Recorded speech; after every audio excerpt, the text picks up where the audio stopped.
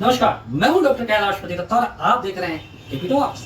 ना हाथ है ना भुजाएं, फिर भी सब थाम लेते हैं। अधूरे से लगते हैं, फिर भी पूर्णता का ज्ञान देते हैं। जिनकी आंखों में जागृति है, प्रेम है, क्षमा है, वो अधूरे नहीं अपितु संपूर्ण है, क्योंकि वो है जग के नाथ श्री जगन्नाथ। भगवान जगन्नाथ का स्वरूप जितना रहस्यमयी है, उतना ही गूढ़ अर्थ से परिपूर्ण भी है। उनकी बड़ी बड़ी गोल आंखें जो कभी झपकती ही नहीं, हमें यह बताती हैं कि ईश्वर सदैव सजग हैं। वे हर क्षण हमें देख रहे हैं।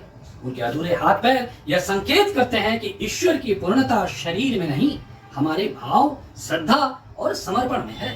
भगवान जगन्नाथ का स्वरूप राधा और श्री कृष्ण के युगल भाव का प्रतीक माना जाता है।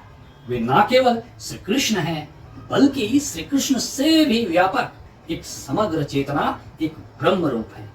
उड़ीसा के पुरी नगर में स्थित यह मंदिर भगवान जगन्नाथ, बलभद्र और सुभद्रा की लीलाओं का केंद्र है।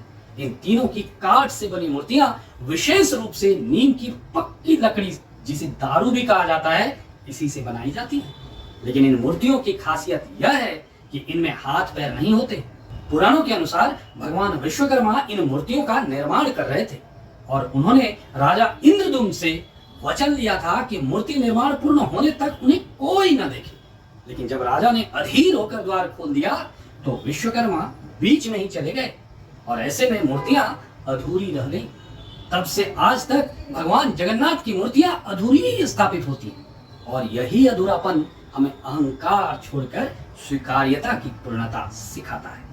मान्यता है कि भगवान विष्णु ने राजा इंद्रदुम्न को स्वप्न में दर्शन देकर बताया कि श्री कृष्ण, बलराम और सुभद्रा जल में समा गए हैं और उनके पार्थिव शरीर अवशेष एक नदी में प्रभावित है। राजा ने उन अस्थियों को संग्रहित कर प्रत्येक मूर्ति के भीतर जीव तत्व रूपी ब्राह्मण अंश स्थापित किया और तब जन्म हुआ इन दिव्य प्रतिमाओं का।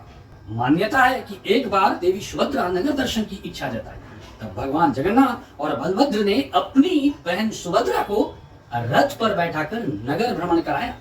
वे तीनों गुंडीचा मंदिर गए, इसी को मौसी बाड़ी भी कहा जाता है, और वे तीनों 7 दिनों तक वहां रहे।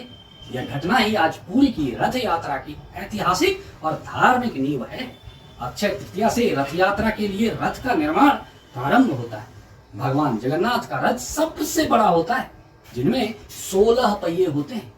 इन रथों में ना कोई कील लगती है, ना ही कोई धातु, केवल नीम की लकड़ी का उपयोग होता है। यह शुद्धता और पवित्रता का प्रतीक है। मान्यता है कि इस रथ यात्रा के दर्शन मात्र से 1000 यज्ञों की पुण्य की प्राप्ति होती है। समस्त कष्ट दूर हो जाते हैं और मोक्ष का मार्ग भी प्रशस्त होता है। अभी तक के लिए इतना ही।